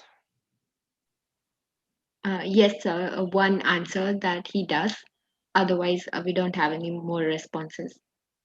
Okay, so you are guys are from Nasi Munjina. So is there anything which you guys get from your academic background regarding these topics? Yes, sir. Many of them have replied. They do know about it. Okay, yeah, I can see technical analysis is reading of graphs, as a fundamental analysis, long term. Okay, okay, so okay, I know you guys have a fair base of idea that what's fundamental analysis is, what's technical analysis is. I will just explain it in a line so as to continue it and form a solid baseline for other participants as well. So fundamental analysis is when you are purchasing a thing and you know what its actual worth is. Like if you're purchasing a thing for rupees 100, okay, you know that it actually cost the person which is selling it near about 90 rupees or 95 rupees, and he's earning a profit of 5 rupees on top of it, and you're happy to pay that profit and then buy that thing because of the XYZ reason. It can be anything, but you are willing to pay that profit and you want to own that thing. So that's fundamental analysis, when you actually know what's the worth of the thing and what's the premium which you are paying to a person for owning that thing. As simple as that. That's fundamental analysis. There are thousands of things which can come into play to analyze how fundamental analysis work. The most basic ones are ratio analysis, okay, and all that kind of stuff. Then you have theories, CAPM, and all that kind of stuff. But the thing is, when you know what you are paying for and how much it costs, It's fundamental analysis, as simple as that. What's technical analysis? I will just give you an example that what technical analysis is. Okay, let's say, can you see me, making a graph on the screen? Just let me know. Yes, sir, we can see. Okay, so technical analysis is, there's a graph like this. Okay,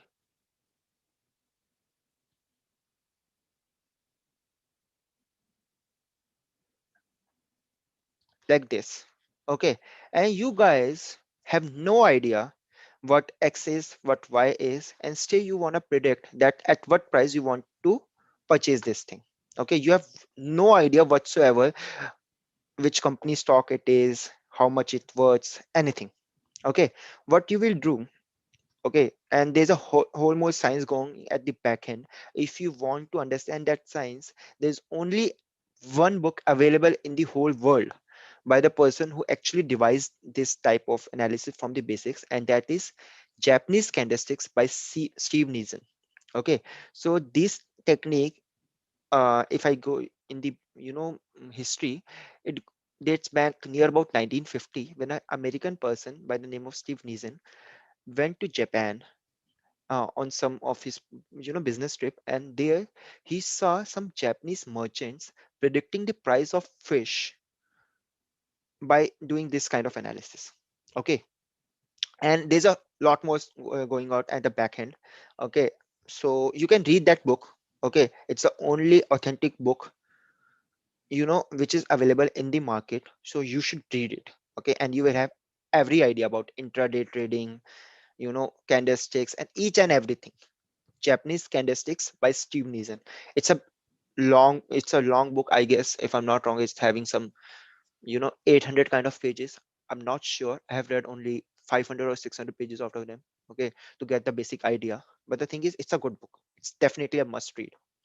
Okay, for RSI and all that kind of technical analysis. Obviously, I can't cover all that in 1 hour. So coming back to the graph, what you will do is you will analyze that there's a line here. What this line is serving is, first, market when they were going up, okay, there was a kind of hindrance, as in the market was not able to cross this point, like this line.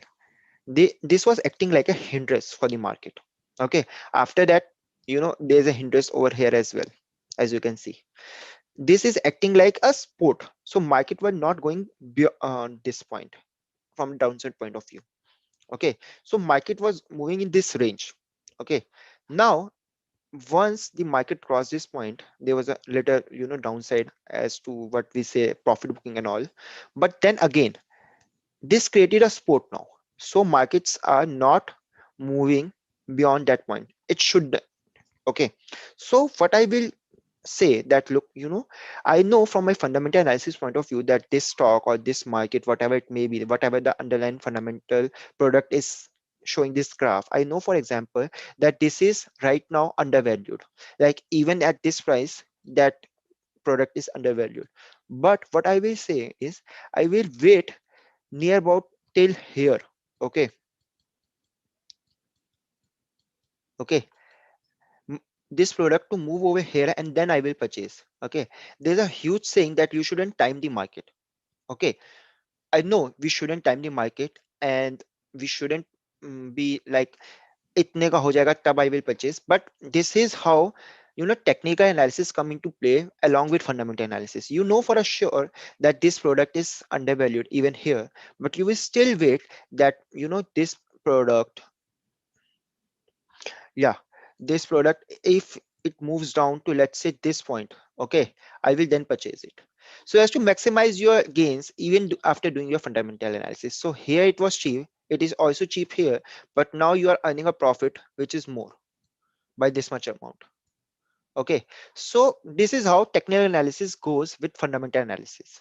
Okay, so I used to when an expert give me an advice that you should look for this stock or you should invest in this, I do fundamental analysis and technical analysis of that thing by myself.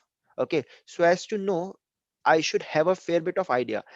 It serves two purposes. First, it makes sure that I have trust in my expert.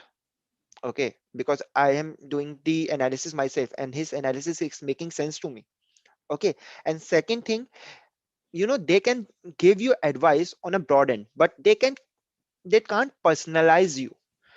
Okay, they can't give you personalized advice, and how you can personalize their advice for yourself is by learning about fundamental things and technical analysis. Okay, I've given you a book for technical analysis. For fundamental analysis, there are enough books and YouTube videos where you can study from. But for technical analysis, it's just one thing: Japanese Candlesticks by Steve Nies.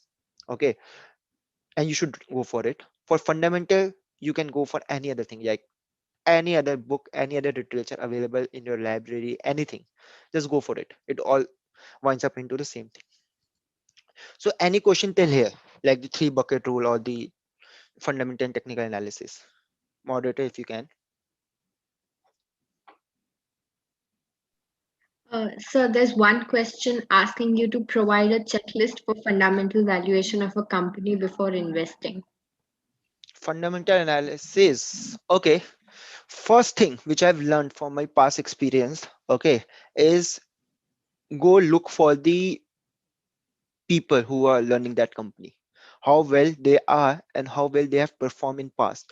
Like for example, there are 12 sectors in which we have classified our index markets. Okay, you can't be an expert of all of them, but your academic knowledge should serve you enough that you are understanding at least two or three sectors out of them. Like I'm an engineer, I know automobile sector quite well. Okay, then I am a technological person, so I know software and these kind of stocks as well. And my interest is in finance, so I know a little bit about banks. So these are the three sectors about which I know quite some things. Okay, so what I do is when I invest in, first of all, I invest only in these three industries. Then when while I am investing in these three companies, there's a major change, like CEO of a company is change or someone is change. I analyze their past performance, because ultimately the numbers, what they are signifying is how well the company is run, and who is running the company is the management. So you should do the management analysis as well. Apart from that, you can go for margin, profit margins, ratios, fundamental ratios, turnover ratios, operational ratios, you know liquidity analysis and all that kind of stuff. But one things which most of us miss, I'm just empathizing on that. Obviously you can do the financial analysis as well, but one thing which you should do is management analysis. I guess that answer your questions. Apart from that, anything?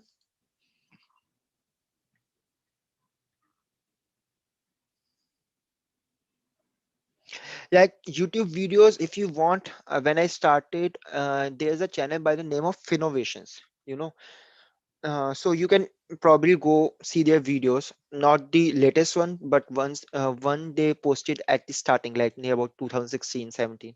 Okay, so at that time I was quite a avid reader of those things.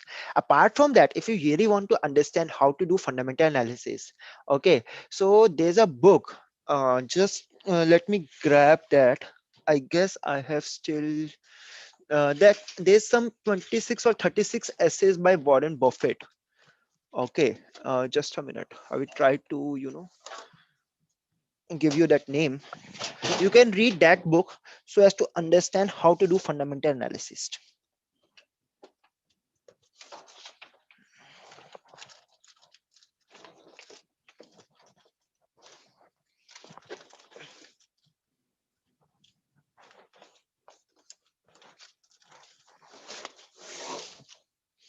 Yeah, the name of the book is The Essays of Warren Buffett, Lesson for Corporate America. Okay, it is selected, arranged, and introduced by Lawrence A. Cunningham. Okay, and you can also read Intelligent Investor by Benjamin Franklin. But that book is an book for expert and pro level readers, so don't jump to that book straightforward. You should go for this book first, in which he talked about his investment strategy over past few years. Okay, so I thought, I guess you have named of that book, and it's, again I will repeat, The Essays of Warren Buffett, Lessons for Corporate America. Okay, I guess that answers your question. How should you analyze? He's talking about all kind of analysis, like fundamental analysis, technical analysis, and all that kind of analysis for various shares he has bought in the past.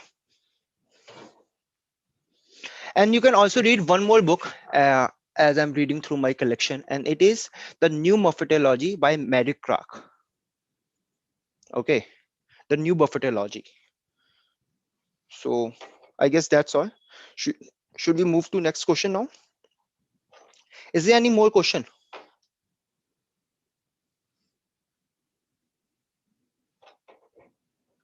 Guys, are you still there?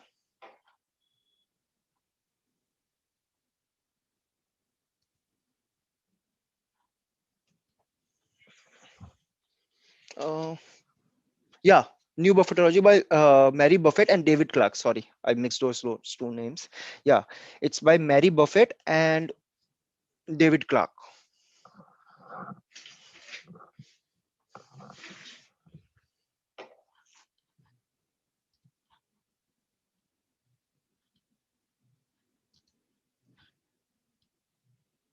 Should I move to the next slide? Come on, guys, say yes or no.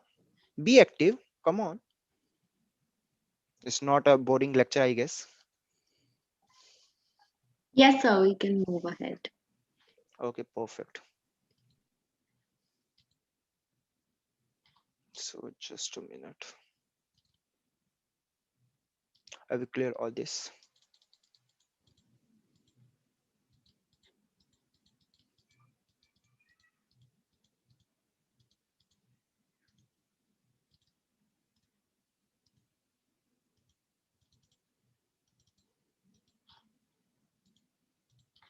Okay, perfect.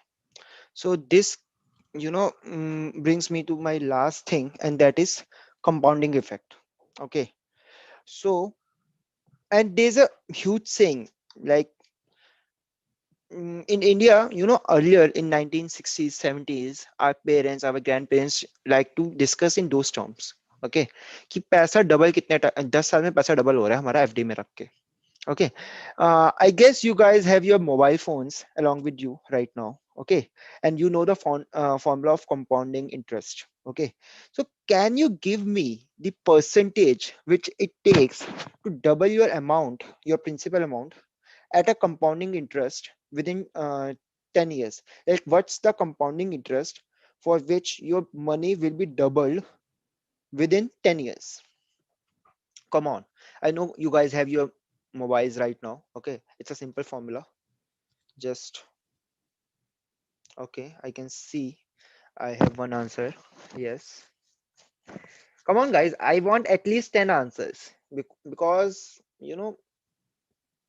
you should be interested in this thing. This is something good. I should have at least 10 answers so as to how much ROI you need to double your investment, to triple your investment, and to quadruple your investment within 10 years. And it's an important exercise that you should know. Come on, give me some answers. Yeah, it can be approximate, like you don't have to be exact, because obviously you need scientific calculators for that thing. You can be approximate as well.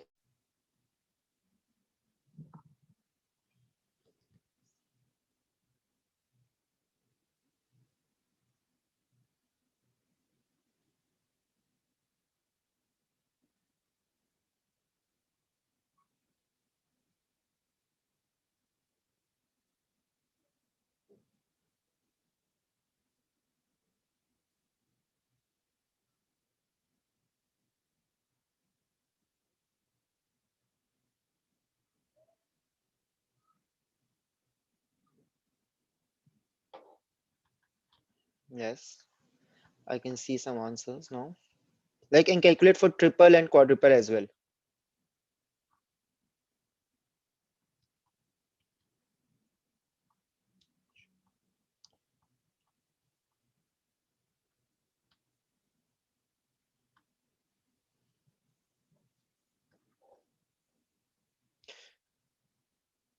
Divya, your answer for 11 for triple is 11.67. And why I'm just being specific over here, because I have said for my passive investments, I target 11.67%.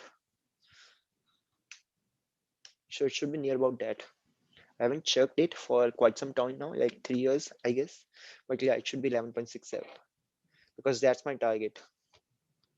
Yeah, I'm saying that's why I'm being specific over here because I want to make sense of my whole deck. Like it's all interconnected. So my passive investment, I target 11.67.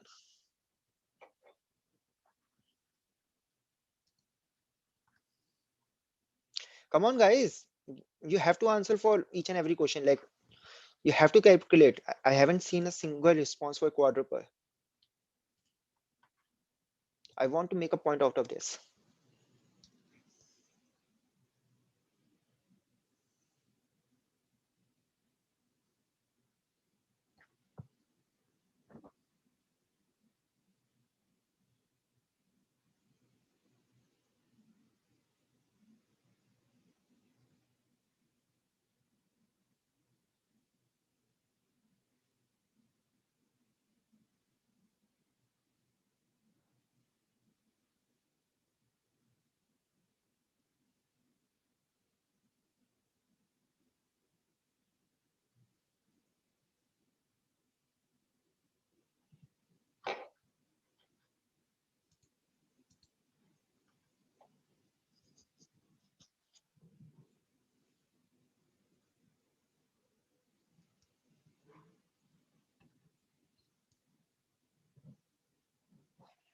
Come on, guys. Only two have answered for quadruple. Only Viren and Mahi. What about us? Come on.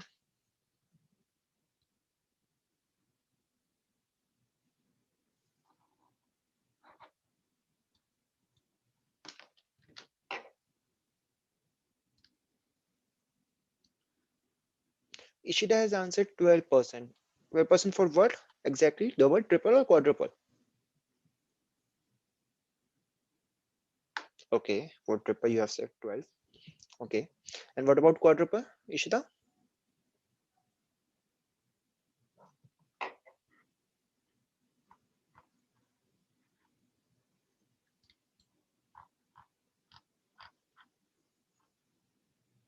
When you have ample amount of time, give me an exact figure for quadruple.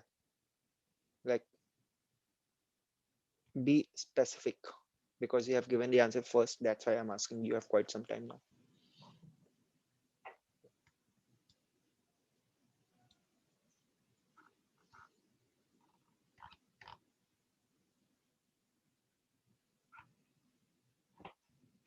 Divya has said 14.13 for quad.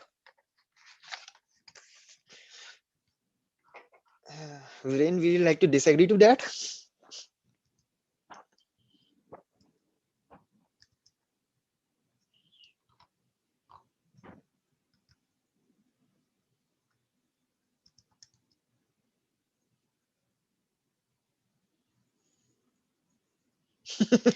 Oh man, he has given a quite some interesting answer. I'm getting.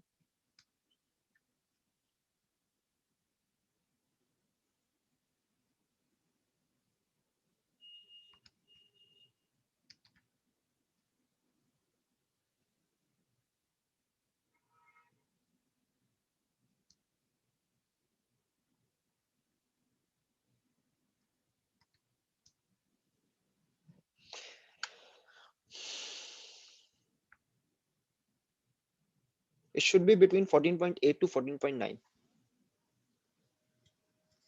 Yeah. Okay. So what thing you have noticed? Like we all know that it's about, okay, that's enough answers. So yeah, I will just briefly summarize it here. Okay. It's like 7%, 7.1%, 11.67%. Just a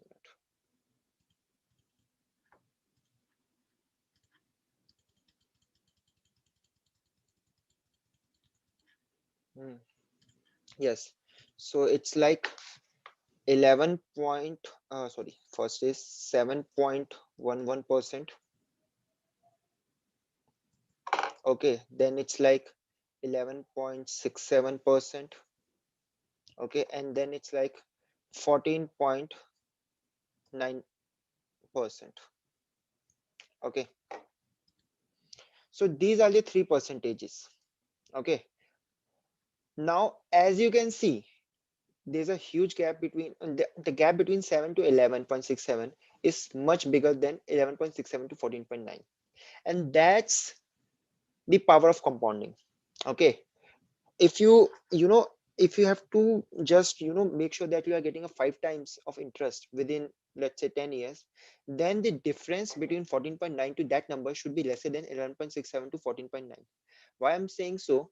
That you should know that you can probably get 7 to 10% of interest while you are investing from yourself, like without any expert advice. But to make sure that 11 is getting converted into 15%, 14.9%, you need professional advice. And what that professional should do, if he's good, he should not eye for that 15%, he should eye for that 18%, because in the long run there will be some years where the approximate, you can say, upside is not about that much the same. There will be more covids, there will be more 2008 financial crisis, there will be more dot-com bubbles. Okay, there will be more Harshad Mehta scams.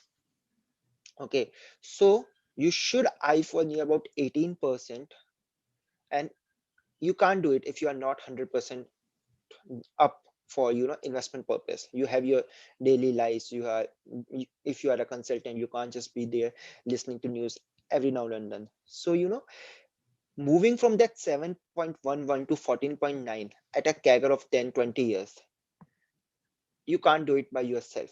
Okay, there will be a 1 in a million case where that person can do it, but I'm telling you, the odds are against it. And one thing which you should be sure about, like, you should have the rational attitude when it comes to finance.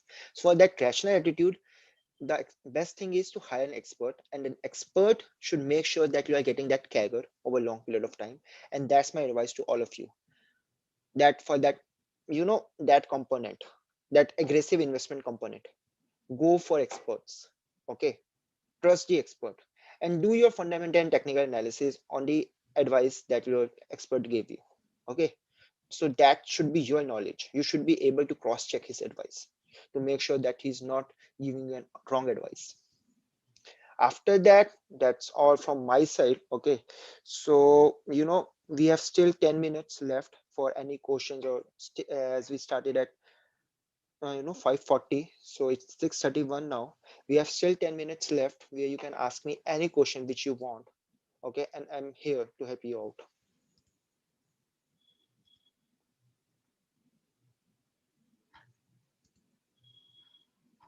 So the forum is now open for questions. You can either type it in your chat section or you can ask me here.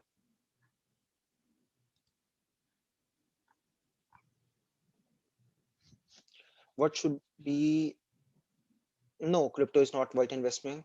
Straightforward answer to that, because the thing is, the fundamental product is still not there. Like, there are some 21,000 of bitcoins that should be there. Okay, but as far as I know, I checked it like a year ago, they are some people are still mining them, and that whole 21,000 amount is still not there. Okay, crypto is worth investment, worth your investment once whole of the cryptocurrency, like anything bitcoin, is all there, like all 21,000 bitcoins are there. As long as people keep mining more and more bitcoins or any other thing, it won't be worth your investment, because the thing is, fundamental analysis or the basic worth of that thing can't be estimated before it's all there. Till that time the mining is on, cryptocurrency is not an investment. Okay, and what should be the flow into a financial market? Medical insurance, term insurance, SIP, and shares.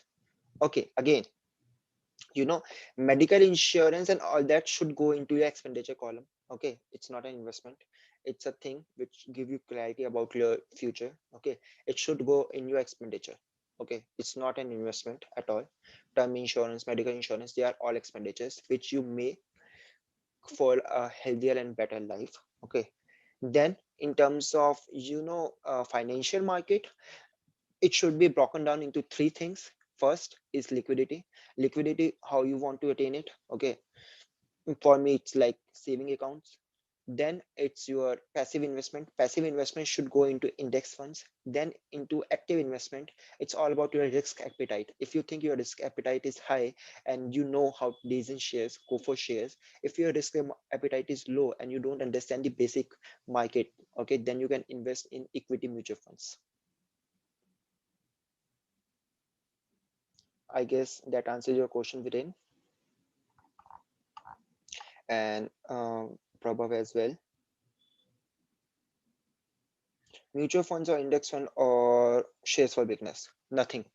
For first 1 or 2 years, I only invested into mock markets. Like there are various apps which copy the original market, and they give you what, like 25 lakhs of virtual money to invest. So first 2 years, I only invested into mock stocks. Only. Okay.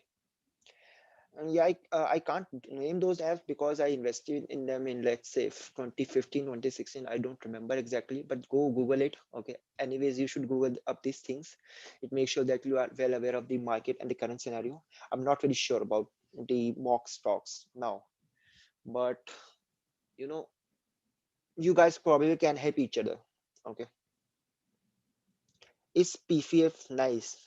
Again, in which bracket we want to put it? Okay. It's not your liquidity amount. If you want to put it in passive, it's good. Like, but what ROI you are getting? Can you get a better ROI than a PPF by keeping it in a passive income? Because it's not active investment, it's a passive investment. But again, what are the other things which are available in the market for passive investment? PPF or index fund? Depending on country you are living in. For example, in India, index fund is much better because we know, let's say 20 years, 30 years, 40 years down the lane, okay, market is gonna up at a much faster pace than a PPF. For developing nations, index fund is of high values, okay, because market is about to grow. But for emerged market, okay, I guess PPF might work. I'm not sure about it, but that depends on which country you live in.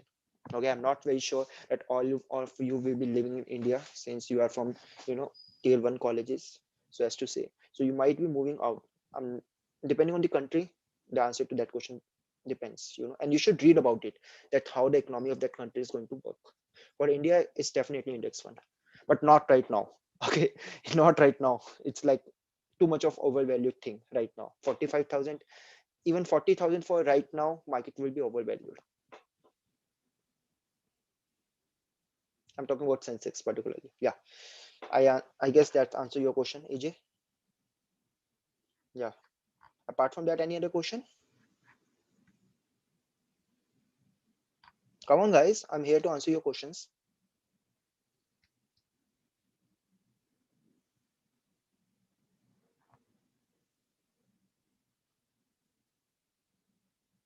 Tips for beginners: just read and read more.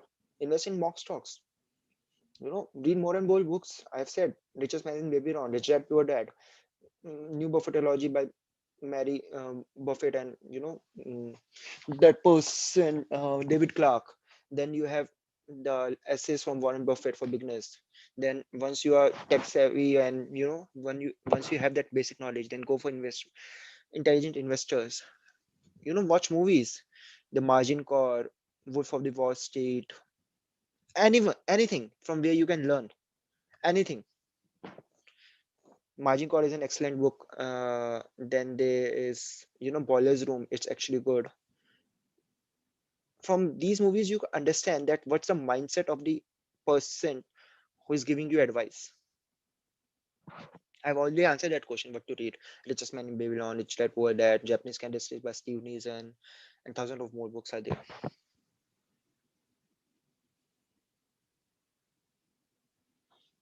Okay. Moderator are you still there? I guess we can wrap up. Yes. Is there any other question I left in between? Sir, the one person from the audience wants to know how to connect with you. Would you like to share your contact information? Okay, just a minute. I guess I skipped that slide. Just a minute.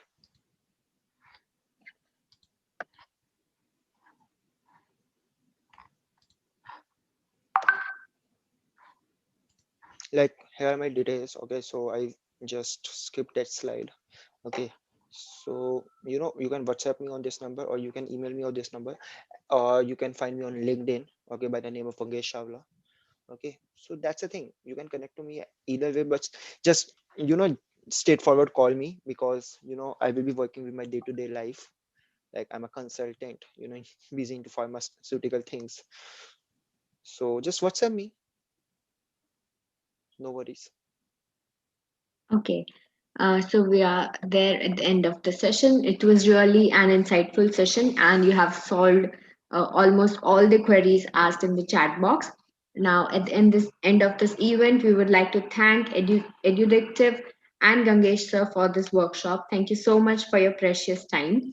We would also like to thank all our sponsors: Select by Phenology, Warm, The Representative, Edudictive, The Organic Store, Scripted Happiness, and Bloom. And a big thank you to the audience for listening so patiently. Thank you, everybody. Okay, perfect. Thanks, guys. Thanks a lot.